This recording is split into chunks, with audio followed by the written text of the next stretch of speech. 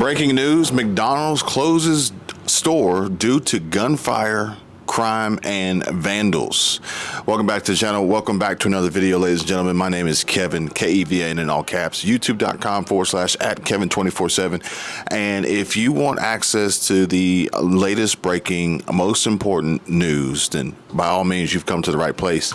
Go ahead and give this video a like, subscribe to the channel, and make sure that you check out the 100% free links in the description down below, but also make sure you avoid the scammers and spammers in the comment section trying to contact you and get you to text them through WhatsApp or any other number like that. It's not me. I'm not trying to reach you. If you want to reach me, my info is in the description down below.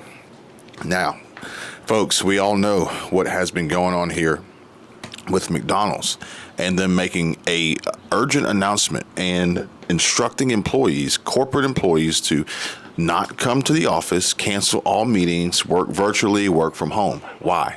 Because they're planning on shutting down and terminating and laying off employees, cutting their workforce, and adding to the unemployment numbers. However, we have late breaking news here that the Woodlawn McDonald's closed on March 31st after more than 40 years. 40 years of operation because of continuing and continuous problems with crime and vandalism. This is a reoccurring theme between now McDonald's, but previously Walmart, potentially Cracker Barrel, and many other businesses in certain areas in certain cities like Albuquerque, New Mexico, Portland, Oregon, and many throughout Illinois. But this said, according to Birmingham City Council member J.T. Moore, who lives in Woodlawn, 40 years in operation has come to a halt. The store is now completely non-operational because of continuing problems with crime and vandalism. And Moore told the city council during Tuesday meeting it's because of daily vandalism, which is unbelievable, that people are literally trying to destroy what is around them and drive businesses out and away from their homes where they live.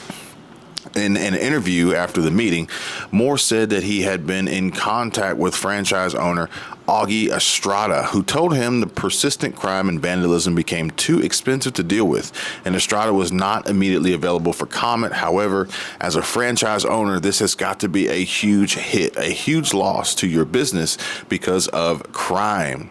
Now, this loss is more than likely going to be the burden of the franchise owner and not so much McDonald's as a corporation. So this is something to really take into consideration and remember, especially if you yourself are potentially a franchise owner or looking at becoming a franchise owner of any business for that matter. And most franchises require a large amount of upfront investment in capital to get off the ground and up and running. And the last thing I would want to do is pour in and invest a ton of my money into a business that is ultimately going to fail because of crime and vandalism and theft and a variety of other reasons that businesses are going under left and right, as we can see from news headlines. But folks, as far as McDonald's is concerned, the corporate employees are also on the chopping block because they've made it abundantly clear that they're looking to clean house and reduce operating expenses and overhead costs. Therefore, corporate employees are going to get the axe. Now, why is this so important? Well, it's important for a variety of reasons, but what we will focus on today is safety, and not the safety that comes from avoiding crime and vandals and gunfire. We can discuss that on another video. If you guys would like a two-way safety video, then by all means, hit the like button and comment down below. But more importantly, the safety, financial safety of having an emergency safety net, a cushion, a cash reserve, access to resources and capital to get you through a rough patch, potentially an unexpected layoff from your corporate employer, your company, the business that you work for, especially if you are a high income earner, where oftentimes high income earners, according to reports, 50% of Americans that earn over $100,000 a year live paycheck to paycheck.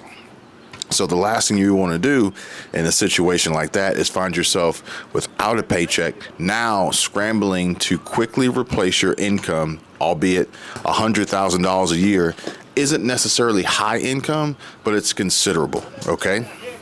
Therefore, you may want to take a closer look at your budget and where you're allocating your funds. Perhaps maybe this may be a time for some folks who are on their mission to become debt-free to not so much focus about paying down debt, but instead focus on securing a sizable cushion that could potentially get you through at a minimum 30 days. Because in the industry that you're in, if you were to see a job loss through no fault of your own, how long would it take you realistically to land a new job and replace your income equal to and or greater than what you were earning prior to being laid off? And 30 days is a minimum, in my opinion.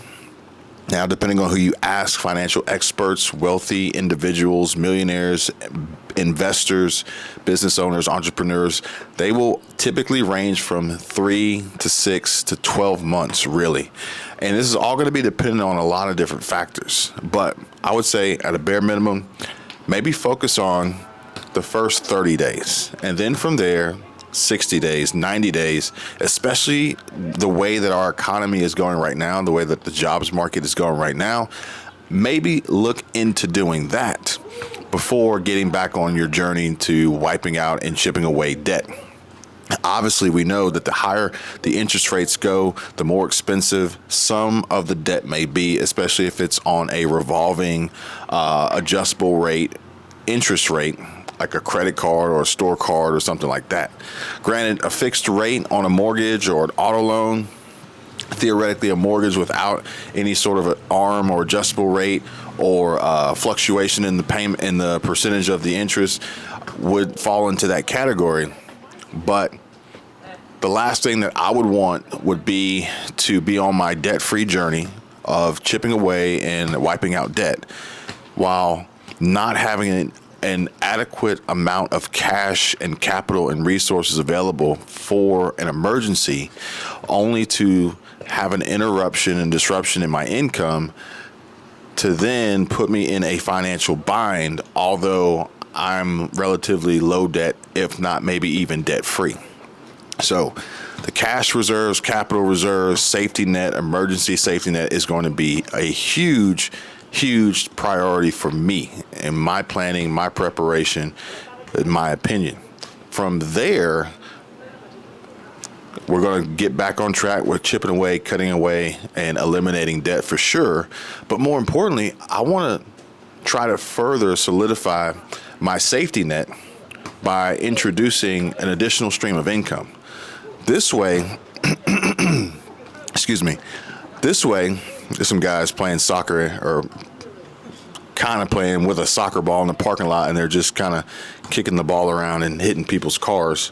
I'm not sure what the protocol is if they break somebody's window, if they have to pay for it, or if there's any legal ramifications, or if you just have to sue them. But either way, sorry, I got distracted.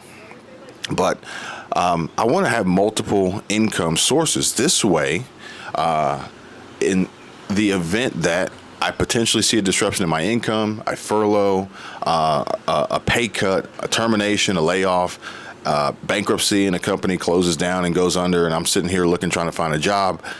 Well, at least I have another stream of income coming in, which can help kind of bridge that gap, carry some of that weight, some of that burden. So it's not entirely on just one source. And obviously from there, we're going to want to use these additional sources to not only chip away at debt, secure a safety net, but then use that to further build out wealth, build out passive income streams, and putting us on a track to having the ability to choose to work and choose to earn an income on a regular basis on a 9-to-5 or a set schedule or a salary or some sort of payment structure like that, but choose to, but not have to. And therefore, everything is pretty much icing on the cake. Anyone could at that point in time then decide, hey, you know what? I choose not to work.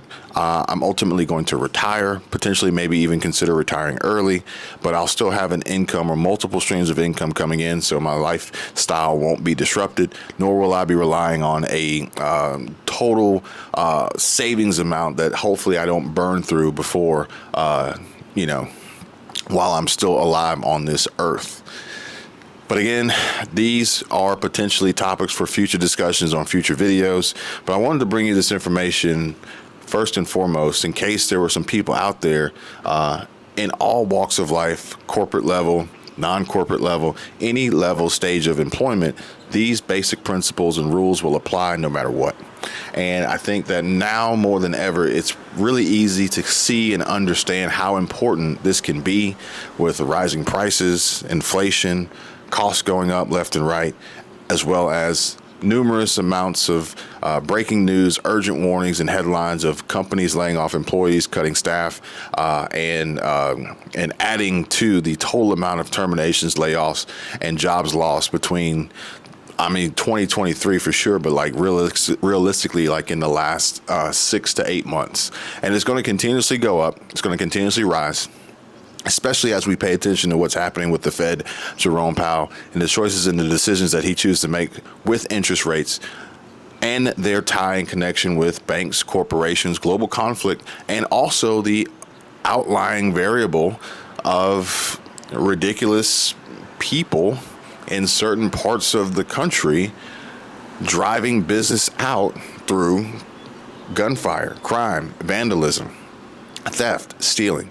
All the reasons that are making companies close down, close up shop, lay people off, potentially move online, but moving online then reduces the headcount required and necessary for operation.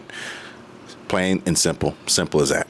Folks, I hope this information is helpful, useful to you. If it is, please share this with someone else that you think it would benefit. Please give the video a like, subscribe to the channel if you haven't already, turn on notifications, comments, questions, concerns, drop them down below, 100% free, links in the description. And you guys take care, be safe. I'll see you real soon. Bye.